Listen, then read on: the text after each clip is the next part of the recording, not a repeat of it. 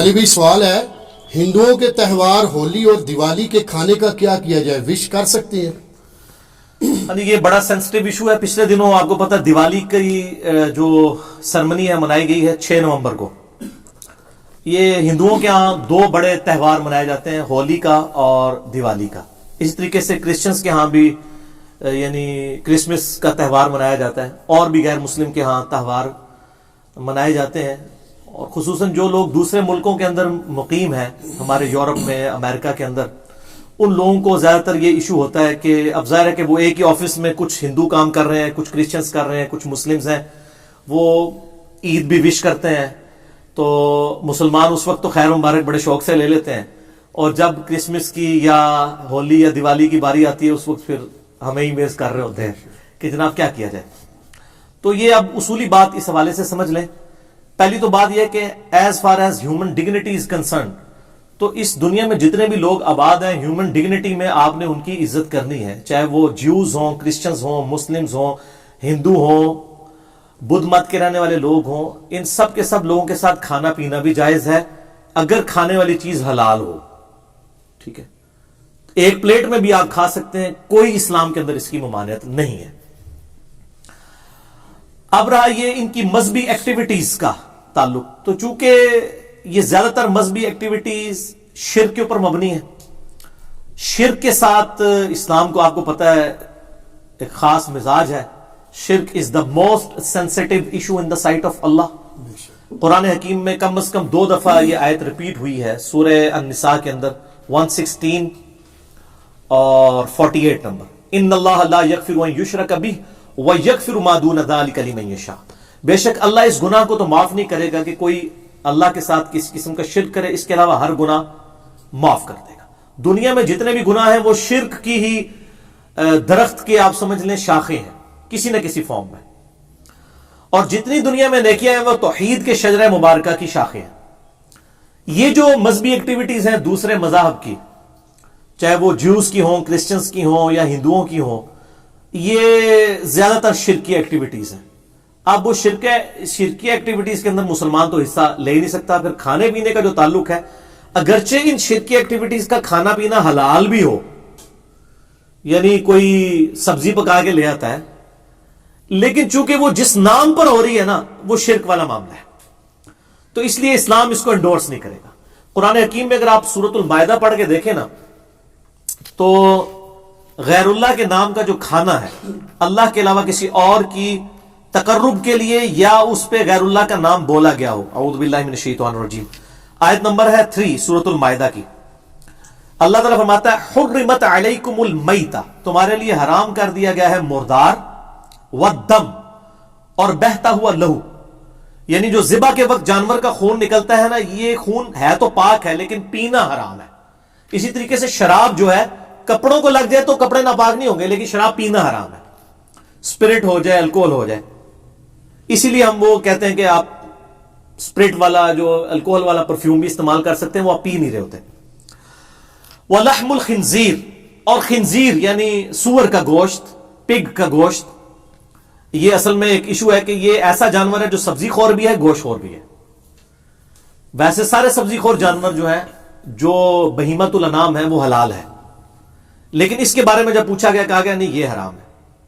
3 چیزیں ہو گئی، مردار اور لہو بہتا ہوا اور خنزیر کا گوشت. وما اہل لغیر اللہ بہ، اور جس کے اوپر ذبح کے وقت غیر اللہ کا نام لیا جائے، غیر اللہ کے تقرب کے لیے ہو. اور یہی پھر آیت آگے چلتی ہے، اس میں ایک الفاظ یہ بھی ہیں وما ذبح علی النصب، اور جو بتوں کے تھانوں کے اوپر ذبح کیے جاتے ہیں جانور، یعنی ان تھانوں پر غیر اللہ کے تقرب کے لیے جانور ذبح ہو رہے ہیں، وہ بھی حرام ہوں گے، چاہے اللہ کا نام بھی ان پر لیا گیا ہو، تب بھی وہ حرام ہوں گے، کیونکہ تقرب جو ہے وہ غیر اللہ کے لیے. صرف یہ نہیں ہے کہ ایک بندہ بسم اللہ اللہ اکبر پڑھ کے تو کسی بت کے سامنے ذبح کر دے تو وہ بھی حرام ہو جائے گا، تقرب اس بت کا ہو گیا، اگرچہ اللہ کا نام لیا ہوا ہے تب بھی. تقرب والا معاملہ بھی سینسٹیو ہے. تو اسی طریقے سے اس طرح کی ایکٹیویٹیز کے جو کھانے پینے ہیں وہ اسلام میں حرام ہے. صحیح مسلم کے اندر حدیث موجود ہے، سیدنا علی رضی اللہ تعالیٰ عنہ سے کسی نے آ کے پوچھا کہ آپ نبی علیہ السلام کے اتنے قریبی ہیں، کیا آپ کو نبی صلی اللہ علیہ وآلہ وسلم نے کچھ خاص باتیں ایسی سکھائی ہیں جو باقی امت کو نہ بتائی ہوں؟ تو مولا علی نے کہا کہ نبی علیہ السلام نے وہی دین ہمیں بھی سکھایا جو پوری امت کو. ہاں، جو فہم قرآن ہے وہ تو ظاہر ہے ہر مسلمان کا ایک حصہ ہے. اور پھر فرمایا اپنے تلوار کی نیام میں سے ایک صحیفہ نکالا اور کہا یہ نبی علیہ السلام نے ایک خاص صحیفہ ہمیں دیا ہے جس میں قیدیوں کے احکام لکھے ہوئے تھے. اگر کوئی مسلمان کو قتل کر دے اس کی کیا سزا ہے. ظاہر ہے نبی علیہ السلام کے بہاف پہ جنگ جمل صفین نہروان لڑنی تھی مولا علی نے، تو حضور نے ان کو بتا دیا کہ ان کے قیدیوں کے ساتھ تم نے کیا سلوک کرنا ہے. اور اس میں یہ عبارت بھی لکھی ہوئی تھی جو مدینے میں بدعت کو جاری کرے اس پہ اللہ کی لعنت، اللہ کے فرشتوں کی لعنت اور تمام لعنت کرنے والوں کی لعنت. یہ حدیث بخاری میں بھی ہے، لیکن مسلم والے طریق میں ایک اضافی ورڈ بھی ہے. وہ الفاظ یہ ہیں کہ جو غیر اللہ کے لیے ذبح کرے اس پہ اللہ کی لعنت. تو یہ جو ایکٹیویٹیز ہو رہی ہوتی ہیں، اب کرسمس کے اوپر ان کا عقیدہ ہے خدا نے بیٹا جنا، ہمارے نزدیک یہ شرک ہے. اب اس کے اوپر جو کھانا آئے گا وہ حلال بھی آ رہا ہوگا تو تقرب کسی اور کا ہوگا، اس لیے اس سے بچنا ہوگا. اور آپ لوگوں کو ایجوکیٹ کریں، ان سے نفرت نہ کریں، ان کو بتائیں کہ بھئی ہم گاڈ اورینٹڈ ہیں، آپ کی کتابوں میں بھی شرک حرام ہے. ہم ان ایکٹیویٹیز کو اس لیے سپورٹ نہیں کرتے کہ اس میں شرک ہے. اگر آپ شرک چھوڑ دیں اور شرک کے بغیر آپ کرسمس کے بارے میں کوئی صحیح عقیدہ رکھ لیں، حضرت عیسیٰ علیہ السلام کی پیدائش کے دن کو ایک انسان کی پیدائش کا دن سمجھیں، تو اس پہ آپ ہمیں کوئی لنگر بھی لا کے دے دیں اللہ کے نام کا، ہم کھا لیں گے، کوئی مسئلہ نہیں ہے، ہمیں کوئی چڑ نہیں ہے. ہندوؤں میں بھی اگر آپ دیکھیں جو آریہ سماج کے لوگ ہیں، یعنی وہ تو بالکل یعنی اورینٹڈ ون گاڈ کے گرد ہیں. وہ تو یعنی ان کی کتابوں میں بھی خدا کا سٹیچو بنانا، بت بنانا، تصویر بنانا حرام ہے. اور ڈاکٹر ذاکر نائک نے پوری ویڈیو ریکارڈ کرائی ہے نا، سملیرٹیز بٹوین ہندوازم اینڈ اسلام، اردو میں بھی ہے اور انگلش میں بھی. آپ دیکھیں کہ ان کی کتابوں میں کس طرح کی توحید موجود ہے. تو ہندوؤں نے اگر اپنی توحید چھوڑ دی اور شرک اڈاپٹ کر لیے تو ان کو بتایا جائے بھی آپ کی کتابوں میں تو یہ توحید لکھی ہے، ہم تو آپ کی کتابوں کی توحید کی وجہ سے آپ کے اس کھانے سے اوائڈ کر رہے ہیں. یہ جواب دیں، قرآن سے بعد میں دیں، تعالوا الی کلمۃ سواء بیننا وبینکم، آؤ اس بات پہ اکٹھے ہو جائیں جو تم میں اور ہم میں کامن ہے. سورہ آل عمران آیت نمبر 64. تو ہندوؤں کو ان کی کتابوں کا ریفرنس دیں، عیسائیوں کو ان کی کتابوں کا.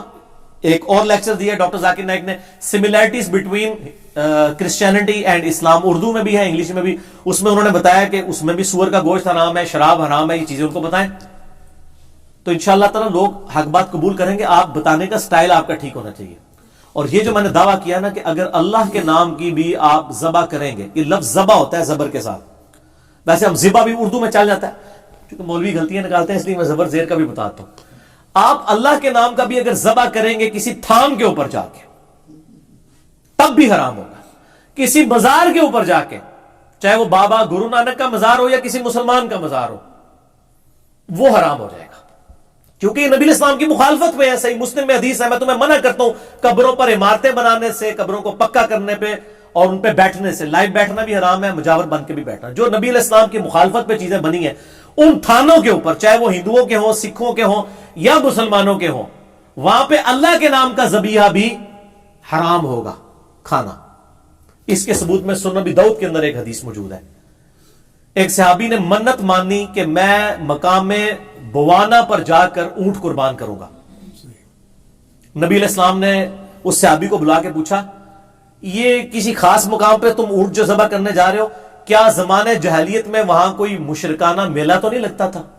ہائے ہائے ہائے ہائے، امام الموحدین صلی اللہ علیہ وآلہ وسلم. یار اگر پرانے زمانے میں لگتا تھا تو اب کیا مسئلہ ہے؟ اب تو نہیں لگتا نا. کدھر نہیں کہ جی شاہ جی یاد تازہ بھی ہوتی ہے نہ، یہ نہ کوئی کہہ دے جی پرانی یادیں دوبارہ جی تازہ ہو گئی ہیں. ان کے یا رسول اللہ کبھی مشرکانہ وہاں پہ میلہ یعنی نہیں لگا کرتا تھا. آپ نے کہا وہاں کوئی اس قسم کی یعنی ایکٹیویٹیز تو نہیں ہوتی تھی، کوئی خوشی کی ایکٹیویٹیز جو شرکیہ ہوں؟ تو کہا نہیں یا رسول اللہ صلی اللہ علیہ وسلم. تو پھر آپ صلی اللہ علیہ وسلم نے ان کو اجازت دی اور فرمایا کہ خدا کی نافرمانی میں جو منت ہے وہ پوری نہ کی جائے، اور وہ منت بھی پوری نہ کرو جس پہ تم اختیار نہیں رکھتے ہو. بعض کا ایک بندہ جناب منت مان لیتا جی میں روزانہ 100 نفل پڑھوں گا. اب یہ تو بڑا مشکل کام ہے، تو ایسی منت کو پھر توڑ دینا ہوگا. اور ایسی جو منت کا کفارہ وہ بخاری اور مسلم میں ہے کہ منت کو توڑنے کا کفارہ وہی ہے جو سورۃ المائدہ آیت نمبر 89 میں قسم کو توڑنے کا کفارہ ہے. ایک غلام آزاد کرو، غلام نہیں آزاد کر سکتے تو تم 10 مسکینوں کو کھانا کھلاؤ، اگر نہیں کھلا سکتے یا 10 مسکینوں کو کپڑے لے کے دو، اگر یہ نہیں کر سکتے یعنی بہت غریب ہو تو پھر تم مسلسل 3 روزے رکھو. یہی کفارہ ہے منت توڑنے کا بھی، منت آپ توڑ بھی سکتے ہیں، اور قسم توڑنے کا بھی. تو نبی علیہ السلام نے فرمایا جس پہ تمہارا اختیار نہیں، جو مشکل ہو جائے، تمہارے بس سے باہر ہو جائے، وہ بھی منت پوری نہ کرو، اور اللہ کی نافرمانی میں بھی اپنی اس منت کو پورا مت کرو.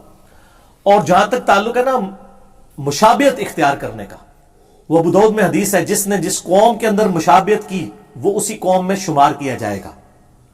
یعنی اگر کوئی ریلیجس ایکٹیویٹیز میں حصہ لیتا نا ہندوؤں کی، تو اللہ اور اس کے رسول کے ہاں وہ ہندو شمار کیا جائے گا، چاہے وہ مسلمان بھی ہو، اس کی داڑھی بھی ہو. یہ بڑا سینسٹیو ایشو ہے. جس قوم کی مشابہت یعنی مذہبی مشابہت، یہ نہیں ہے کہ آپ نے ٹائی پہن لی ہے تو یہ مذہبی مشابہت ہے، اور ٹائی کو سلیب کے ساتھ جوڑتے ہیں. اور یار سلیب کے ساتھ ہوتا تو ویٹیکن سٹی میں بیٹھا ہوا پاپ جو ہے وہ بھی ٹائی لگا کے رکھتا، اس نے تو کبھی ٹائی نہیں پہنی، اس نے سلیب ہی لٹکائی ہوتی ہے. سلیب نہیں، یہ ٹائی تو مسلمانوں کی ایجاد ہے. خلیفہ ہارون رشید کے دور کے اندر یعنی یہ معاملات چلے ہیں، یہ کوئی مذہبی ان کا سمبل نہیں ہے. آج ہندو بھی ٹائی پہنتا ہے، آج مسلمان بھی پہنتا ہے، سکھ بھی پہنتا ہے، عیسائی بھی. یہ مذہبی نہیں ہے. مذہبی مشابہت حرام ہے. تو ٹائی پینٹ کوٹ کے اندر، پینٹ شرٹ کے اندر سارا وہ گھسا دیتے ہیں، کہتے ہیں یہ آپ ان میں سے اٹھائے جائیں گے. اور انہی مولانا صاحب کو پوچھیں گے آپ کے جیب میں جو مرید نے 40,000 روپے کا مفت آپ کو 76 موبائل گفٹ کیا ہوا ہے، 76 موبائل میں ذرا اس کو جوک کے طور پہ کہتا ہوں، اتنا لمبا موبائل جو سمارٹ فون ہے، یہ کافروں کا نہیں بنایا ہوا ہے، یہ مشابہت نہیں ہوگی. نہیں، اس کی نہیں ہوگی مشابہت. وہ کہتے ہیں دیکھیں کوئی مذہبی ایکٹیویٹی تو نہیں ہے نا. تو سر پینٹ شرٹ کون سی مذہبی ایکٹیویٹی ہو گئی ہے؟ مذہبی ایکٹیویٹی کوئی شخص گلے میں سلیب لٹکا لے، ماتھے پہ سندور لگا لے، ہاتھ میں راکھی باندھ لے، یا سکھوں والا کڑا پہن لے، ٹھیک ہے، جو مذہبی ایکٹیویٹی ہو، مذہبی ایکٹیویٹی کو فالو کرنا اس قوم میں شمار ہوگا. اس طریقے سے ہولی، دیوالی اور یہ آپ کی کرسمس ہے، یہ چونکہ مذہبی ایکٹیویٹیز ہیں، ان کو آپ نے اوائڈ کرنا ہے، لیکن اخلاقیات کے دائرے میں. بدتمیزی نہیں کرنی اور ان کو اپنا سینسٹیو ایشو بتانا ہے ان کی کتابوں سے کہ تم تو اپنے دین کو فالو نہیں کر رہے، تمہارے دین کو بھی ہم ہی فالو کر رہے ہیں اور ہم اپنے دین کو بھی فالو کر رہے ہیں. قرآن سے نا ان کو بتائیں. سب سے پہلے ان کو تعالوا الی کلمۃ سواء بیننا و بینکم، ان کو بتائیں کہ خدا کے ساتھ آپ کی کمٹمنٹ ہونی چاہیے. ہم چونکہ مسلمان خدا اورینٹڈ ہے، اس لیے ہم ہولی، دیوالی یا کرسمس کے اوپر جو آپ وش کرتے ہیں یہ چونکہ شرکی ایکٹیویٹیز ہے، اس لیے ہم آپ وش نہیں، آپ اس کے علاوہ وش کریں. اگر کوئی انڈیا کی ٹیم کبھی کرکٹ میچ جیتتی ہے تو آپ خوشی میں ٹافیاں بانٹتے ہیں تو مسلمان بھی کھا لیں گے، کوئی مسئلہ نہیں ہے.